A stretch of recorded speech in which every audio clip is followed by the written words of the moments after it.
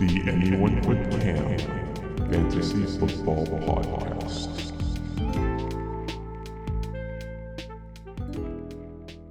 Welcome back to another episode of the Anyone But Cam Fantasy Football Podcast. I am one of your hosts and your commissioner. My name is Frankie, and sitting right next to me is Cam. Cam, how's it going? Dude, we actually made it. What do you mean? There's football tonight. Oh, tonight? Yeah. Thursday night football? Did you forget? Oh, no, did I forget? We do a podcast about this. Oh my god, if I forgot, I should have just fired myself. Uh-huh. Yes, we have the oldest and best, No. not even close, rivalry in the NFL tonight, kicking off the 100th season of NFL football. We have the Packers versus the Bears, and we'll get into all the repercussions of that in a minute. But we'll start off with, as always, a bit of a recap of the things that have happened this week so far. How's that sound? Sounds good. Started talking about the waiver wire. Not a whole lot of action so far. The highest bidded person was $5, and that was Dare. You want to try his last name? Agumbawale. Agumbawale. I just didn't want to have to spell it, so I wrote down Agumbawale. Yeah. So, and Logan spent those $5. I mean, I like Dare. I'm not sure he's going to be super useful, at least starting off here. I guess we'll see what happens in Tampa Bay.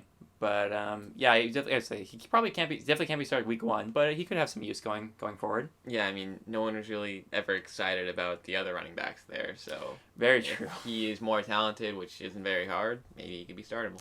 Very true. Alrighty, and then some other people who were picked up. We got some older players. $3 for Demaryius Thomas to Jake and the eternal one, Frank Gore, still kicking around. Levi for another $3 as well. So, I mean, Gore is potentially a startable guy, although, like, I'm generally of the opinion that Gore is never good for fantasy for the most part, at least not anymore. But, I mean, who knows what's happening in Buffalo. I mean, there are definitely teams in our league, one that we'll get into later, that don't have a lot of depth at running back and could use someone like Gore, who is just definitely going to get carries at some point in the season. So I don't think it's a bad pickup for $3. Yeah, no, definitely not. And that's pretty much it for the waiver. I mean, I got a new defense this morning. Going to talk about that? I mean, Lions defense is a lion's den of savages, bro. Yeah, I figured that I went with the Colts just because I thought the matchup was okay. But then I was like, why am I putting him against the Chargers? That's not a great matchup. Yeah. And I was like, the Lions? Hey, Lions are a bunch of savages, bro. Mm-hmm. So we're going with Coached them. by a literal rocket scientist. Yeah. We did have some trades this week. Some more trades I think we've ever had, at least pre-week 1. Maybe? Yeah, probably.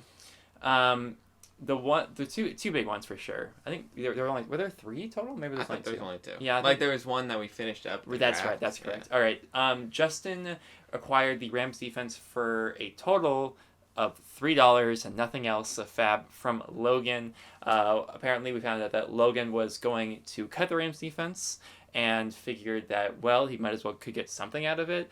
I'm sure he could have gotten a lot more than $3 out of a lot of other people in our league. You think so? I would have paid more than $3. Oh, okay. I mean, $3 seems like absolutely nothing.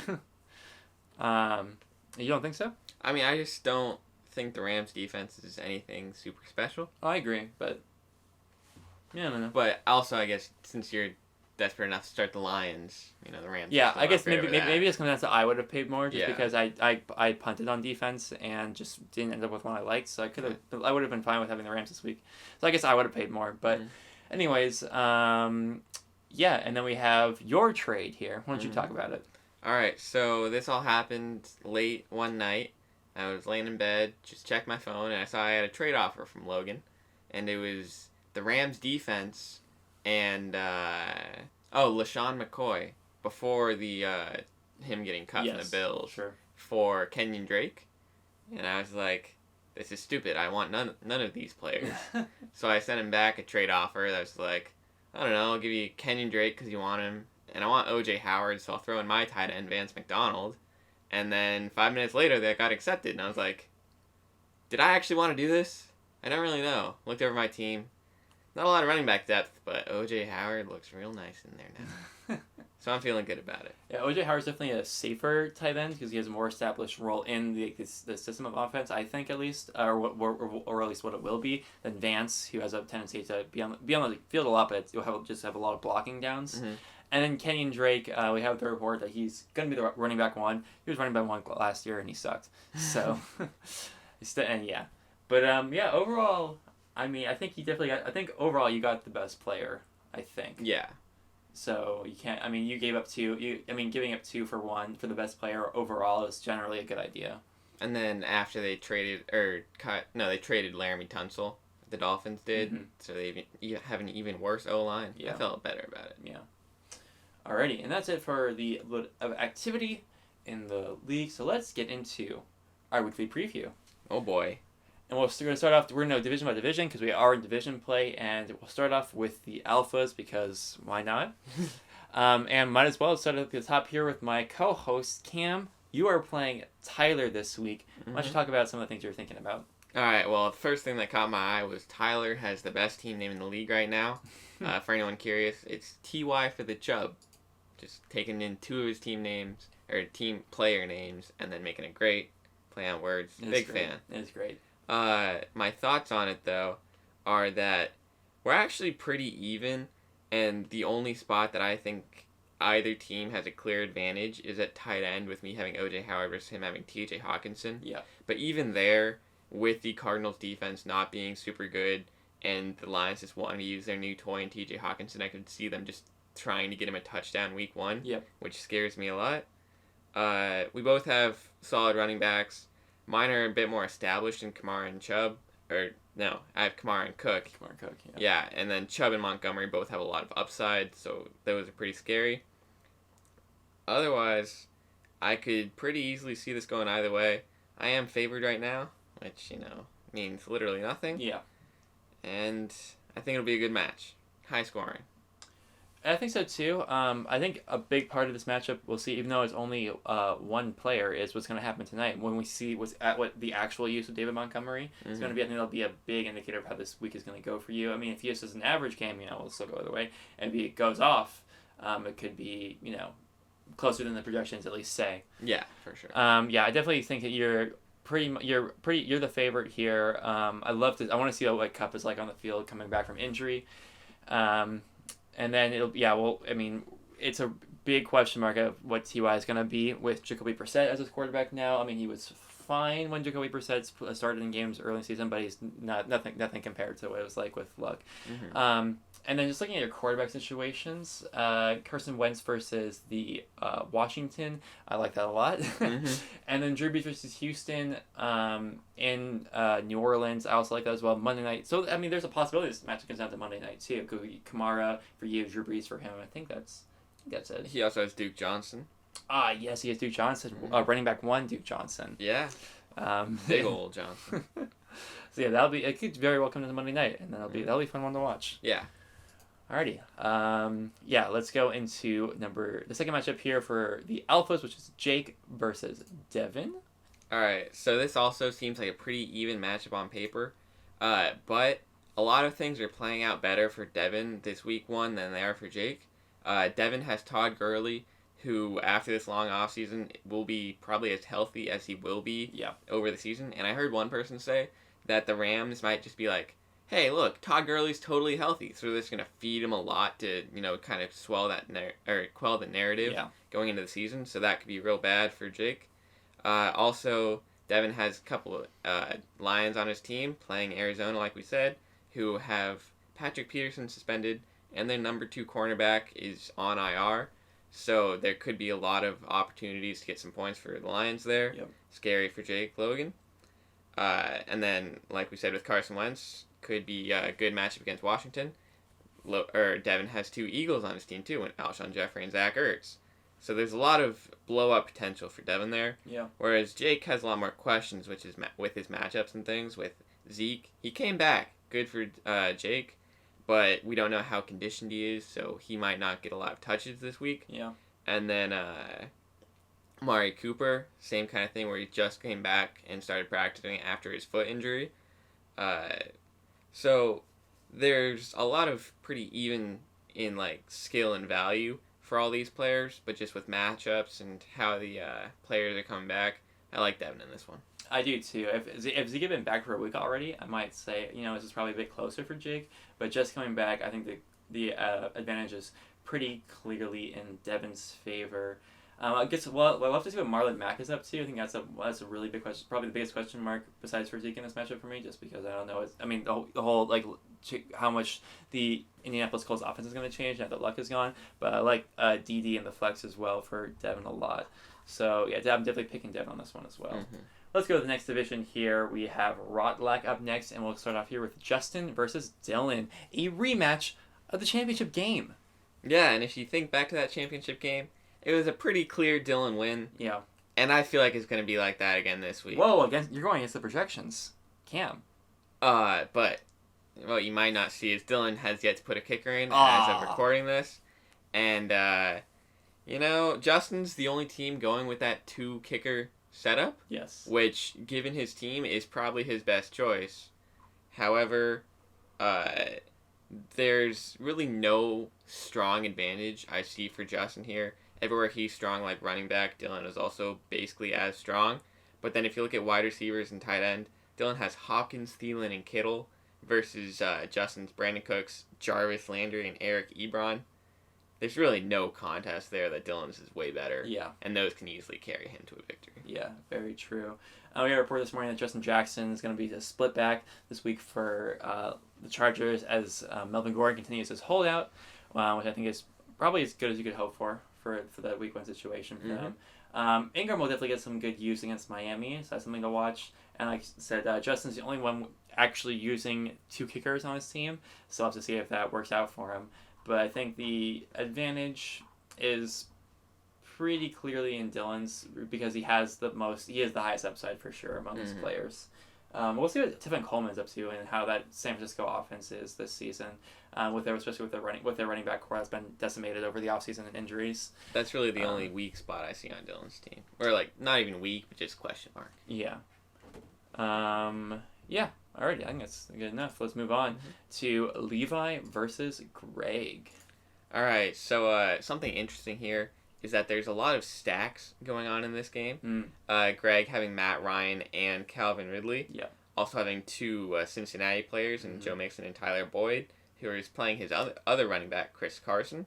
So if there's some high-scoring games there for Greg, that could be really good for him. Also with his Atlanta stack, they're playing against his other wide receiver, Stephon Diggs. So a high-scoring game there, too, would also be really good for Greg. Whereas Levi, on the other hand, has a couple different Chiefs on his team with Travis Kelce and Sammy Watkins, and a couple different people playing Monday night, Michael Thomas and Deshaun Watson. So depending on how these games go, it could really affect how these teams score out. Levi definitely has the better team here, though, just with Michael Thomas. We actually didn't even talk about this.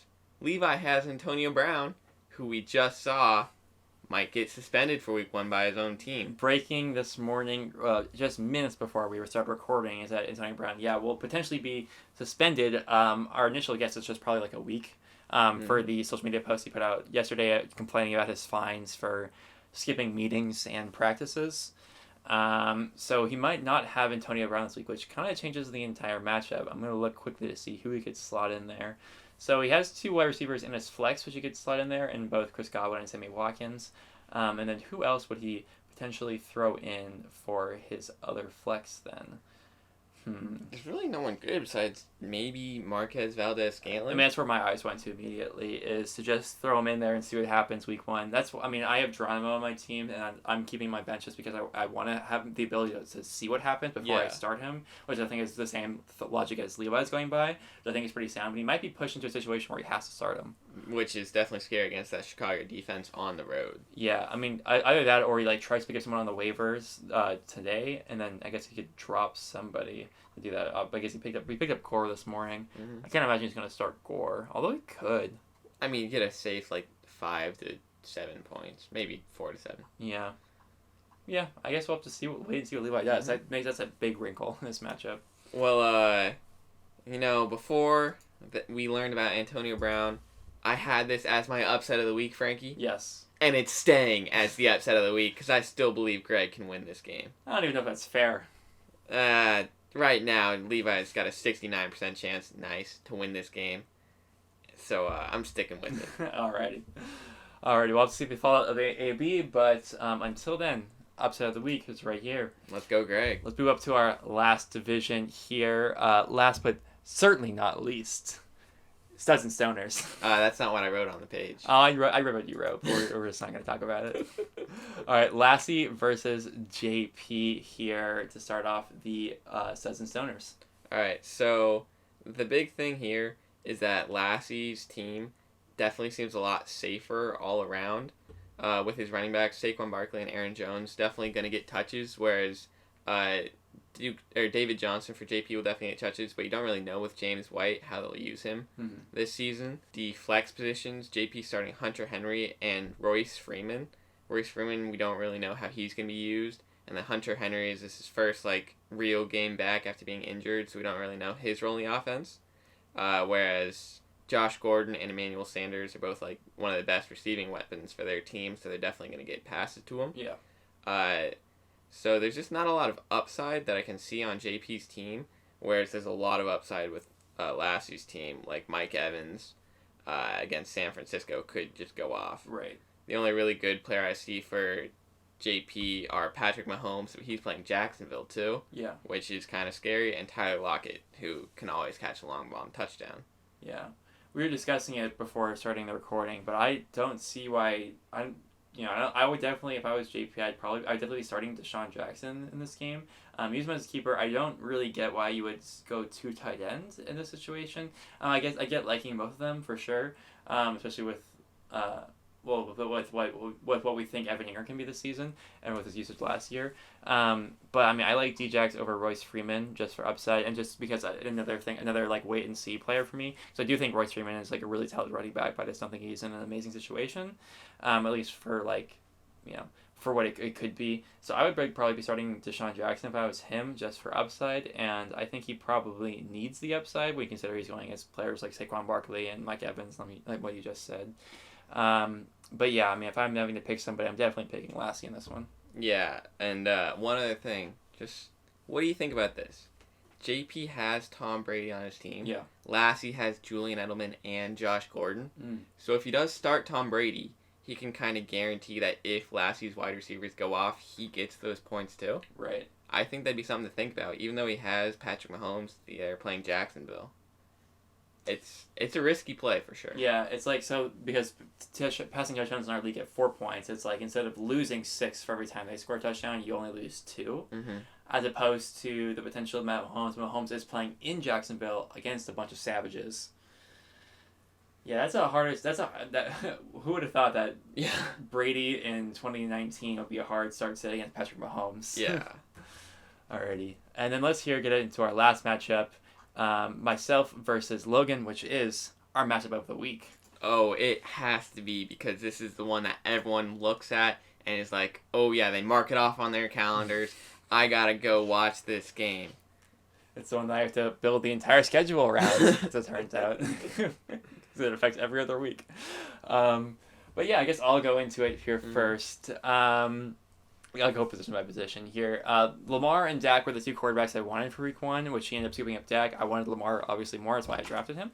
I think both of us, and going up next, I think both of us have a lot of question marks on the running back department for our squads. Le'Veon Bell is playing with a bad, not just an okay, but a bad offensive line for the first time in his career. And he's going up against Buffalo, which is also not an amazing matchup for him. Josh Jacobs is a rookie running back who I drafted in our Dynasty League, so I obviously like him. But against Denver, first week, not the best situation, as opposed to Philip Lindsay, who I have on my team, who is potentially going to be more of a split back role this season instead of the feature back as he was last season, and he's coming back from the broken wrists and has had pretty much no time to practice in training camp. And while Royce Freeman has scooped up all those carries, and it's a new coaching staff, so they have no previous attachments to Philip Lindsay. Yada yada yada. This is why I was saying in the last show, Philip Lindsay's the biggest question mark on my team.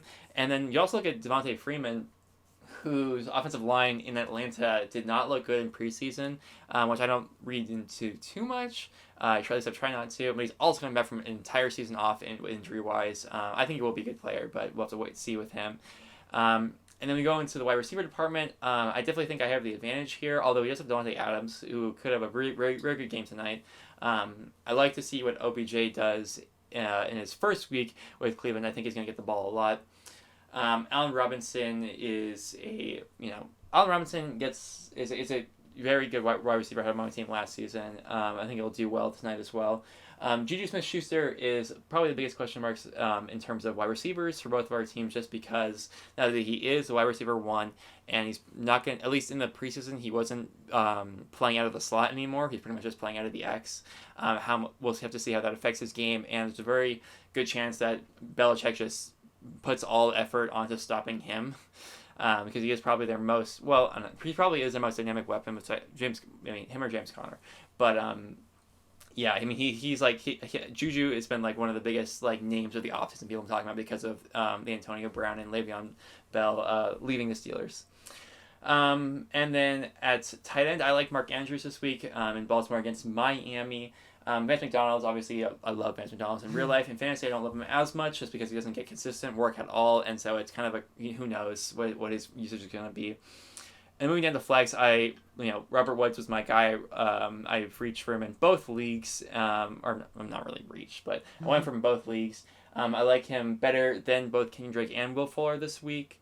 And Sterling Shepard I also like against Dallas, just because I think Sterling Shepard is a very underrated player so far, or a very underrated player in terms of like preseason analysis and ADP. I think he's gonna be good. And then with kicker, I mean, who the heck knows? Chargers versus Colts, and then Houston versus New Orleans. I don't know. And I picked up the Lions defense this morning, so I figured young QB has a chance to throw some picks. For Kyler Murray, and they have the chance to really get to him with the offensive line just being not good at all, as opposed to the Ravens, which is also a very good defense against a bad team. So, anyways, all that being said, I think I'm going to give myself the slight advantage. Currently, I am 51% advantage. So a second ago, before we started, it was 50-50. The sleeper has it at 51%. I'm going to give myself the advantage, but my confidence level is not high. Yeah. There's a lot of stuff that I agree with you that you said, pretty much all of it. The main thing I think Logan has to hope for, which would secure him the win, is just if your two stud wide receivers, Odell Beckham and Juju Smith-Schuster, are just games or kind of schemed out of their games for this week. With Odell, this is his first actual game action with the Browns, so it's very possible they just put him as kind of a decoy for this first week so he can get up to speed. Maybe not so much a decoy, but it's not used as much as he will be later in the season. And like you said, with Belichick scheming out Juju Smith-Schuster, definitely a risk for you. And then if he does, that might open up Vance McDonald for more targets and possibly getting a touchdown or two. Yeah. And if Logan can do that, I think he can pull off this win. But either way, I think we'll be watching Josh Jacobs Monday night, seeing if he can get a couple rushing touchdowns and put Logan over the top for the win. Yeah, I was looking quickly at how Devontae Adams did against Chicago's defense last season, and he scored about 18 points in both of those. So, well, I guess I can't be hoping for them to shut them down. Yeah, so basically what I said. I think I'm favored, but I would not be surprised at all if Logan wins this week again for the first week. Did you see the stat that was if you take Devontae Adams' worst game from last season and just have him do that every week, he's still a wide receiver 1? That's kind of crazy. Yeah. His worst week in our formats last week, besides for week 17, obviously, was 12.1 against Buffalo. Yeah, that's I believe that. That's kind of crazy. Yeah, dude's good. That's why I drafted him in our Dynasty League. Alrighty, I think that's it for all of our matchups. So let's get right into the mailbag. It's a full mailbag this week. Insert mailbag drop here. And our first question here comes from I don't know who it comes Justin. from. Both come from Justin? He gave the first two questions. Okay, all right. And he says, pick one team each week and do an in-depth analysis. That sounds like a lot of work, Justin. Well, that's what we're here for. Yeah. So I went ahead and took this one for the first week. And since Justin asked it, I decided we'd do Justin's team. All right. And so I'm just going to go kind of position by position, and we'll see what you think for each position. His QB is Jared Goff, and he's solid, safe QB, and he does have some upside if he gets a couple more passing touchdowns this year. Doesn't really run, so he's not that can be really good for quarterbacks, but He's just I don't really that's know. just not part of his game. Yeah. So So he doesn't have super high upside with Yeah. like getting a lot of rushing touchdowns, yeah. but he's got really good passing weapons. If Gurley isn't as good this year, maybe he gets more passing touchdowns. Mm-hmm. But I don't see anything wrong with Goff with that. My other thing with Goff is like as we saw with our dynasty league, I was looking at some stats this week and like people were saying that like well, if you look at Kirk Cousins, he's basically just a discount Goff in terms of ADP. Like they have approximately the same stats, but you can get Kirk Cousins way later, which is what I did in our dynasty league. Mhm. And so like I like Goff as a quarterback, but I do think that like it would have been a better choice to probably just go with Kirk Cousins in that kind of situation. But I mean you can't argue with the passing weapons in LA. So I mean Goff is solid. Mm-hmm. And last season, Goff was a lot better with Cooper Kupp than without him. For sure. So now with him back, maybe that'll help Justin out. Yeah. With running backs, he's got Christian McCaffrey, Damian Williams, Mark Ingram, and Mike Davis. So Christian McCaffrey, obviously locked and loaded, top 4 running back. Yeah. But then, looking at both his RB2s, they're not the safest RB2s you could have, with Damian Williams now having Shady in the backfield and never really playing a solid lead role. You don't know if he can hold up to it, if they even want to give it to him. Yeah. And then with Mark Ingram just being on a new team, the Ravens have basically churned through running backs every year. So, like last year with Alex Collins, he was drafted as a running back too, and then just kind of finished doing nothing. Yeah. So you could easily see both those guys have a path to losing their roles, and then Justin's stuck with Mike Davis, who is like the 3rd string running back for the Bears. We don't really know how that backfield will be used, so maybe he'll get a couple points every week, but not someone that you want to be stuck with you as your running back too if Damian Williams and Ingram aren't performing. I can't imagine. I can't figure out what Mike Davis' role is going to be in the offense, but he has to roll the ball. Mm-hmm. But I agree with everything else you said. Yes, I mean obviously C-Mac is good enough to like be like a pillar for his team and carry him pretty far, but I don't like Damian Williams. I passed on him in pretty much every league I could, every mock I could, just because I don't think he's a very talented running back. And then I like the Ingram pick. And like I mean it is true they've been training the running backs, but I do think that Ingram is going to have a role in this offense. With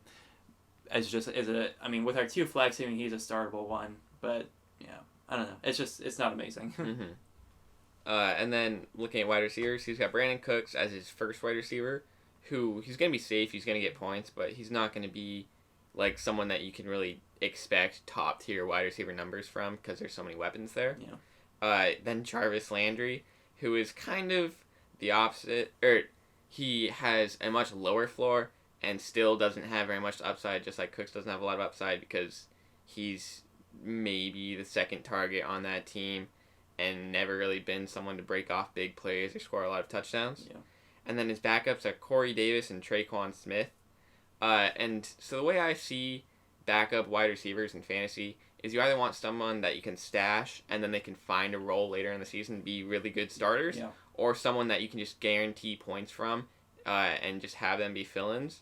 And I don't really see either of these guys as being either of those, because Corey Davis is likely to get a lot of targets, sure, but like there's a lot of more weapons on that Tennessee attack, and then their quarterbacks, you don't really know what they're going to be like, so you can't even guarantee that he'll be getting a lot of points.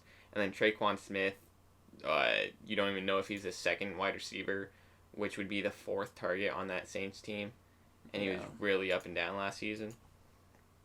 Just not great. Yeah, I mean, like that was something that confused me a lot of why, like, when you look at like the Rams wide receivers who are being drafted, Brandon Cooks was going the first one overall in a lot of leagues and even in ours I think too, or maybe not, but at least ADP wise he was the higher, which never made sense to me because I feel like he both him and Woods are safe, but Woods has the upside, which is why I like Woods more. And then, like I said, I have to let Landry and Corey Davis are both on my do not draft list. I think that's all I'll say about that. Traquan Smith, I'm a bit more like optimistic than you are on him. But yeah, not a whole lot to like here. I mean, maybe it's just because last year I had Traquan and I just always wanted him to be something, and he just never was. Yeah, I mean he had some good weeks, but yeah, definitely not someone you want to like. Not something you're gonna feel confident in throwing into your flex. Mm-hmm. And then tight end. Justin kind of took a weird shotgun approach here, getting Eric Ebron, Austin Hooper, and Dallas Goedert. Yeah.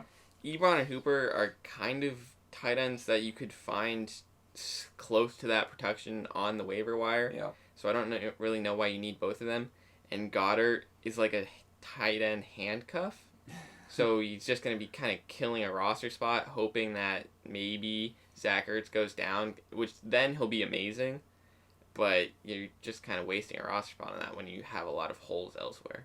Yeah, I think we said it on the first show that like the third wide receiver he picked was Hooper, and that's the one that we both liked the most out of all of them, which kind of says all we need to say about his tight end position. Yeah, Goddard, like, especially with like how since we added the flex, we have one less bench spot. Like I can't imagine rostering him in this league. I mean, we're not obviously this isn't the dynasty league. I'd like him in that, but yeah, I don't like Ebron now that Luck is gone, and I like Hooper enough, but yeah, I don't know. It's not like you're gonna be super happy with. Yeah, Hooper. he's not a game breaker, not a league winner, not a week winner, not someone he doesn't have a positional advantage guy.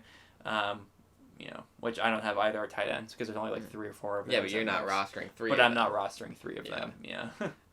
And then with defense, he's got 2 roster spots for defense with the Rams and the Jags, and he reached he didn't reach, but he took the Jags early, which some defenses do go early in our league. Which with defense is just super hard to predict defensive like turnovers and scoring in this league.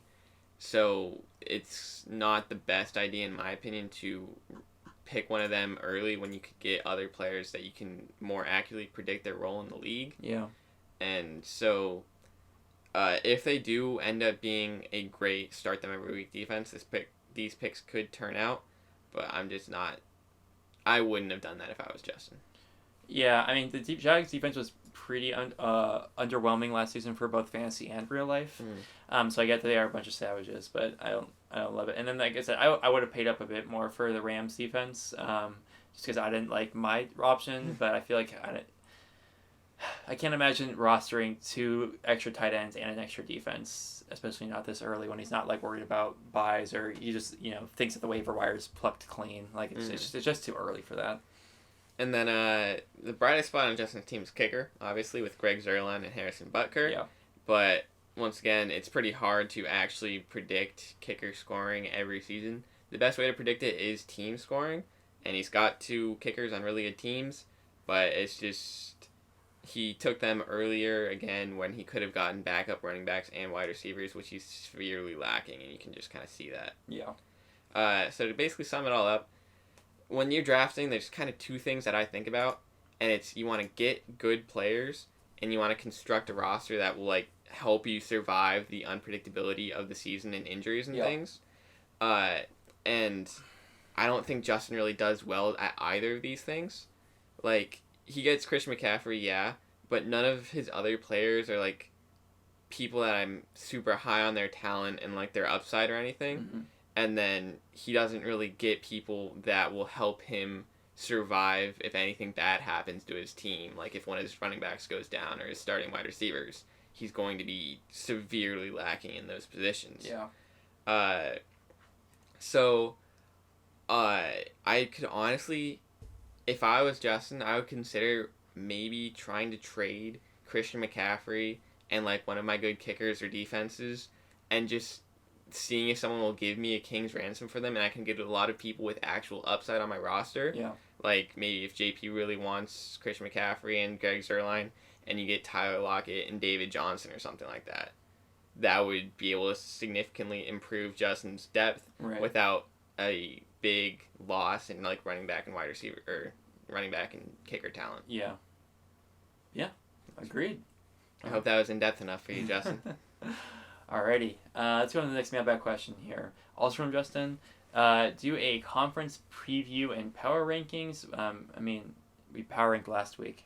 So. Yeah, so when I saw this, I was like, we're not really going to do this on team strength because we really don't know anything because the season hasn't started yet. So I'm doing it on division hypeness. Okay, on hype. That would, I mean, that makes sense to me. Yeah, so I think the most hyped division is actually Studs and Stoners, even though I'm a staunch Alpha supporter. Because the Logan and Frankie rivalry is the longest, most heated rivalry in all of our league. And it's something we all love and just want to watch. And then JP's team is always good to just create some chaos in the league with his random trading and just maybe stealing a win or two. And then last, he's just a madman with his memes and all his other stuff. Yeah. So I think it's a really fun division.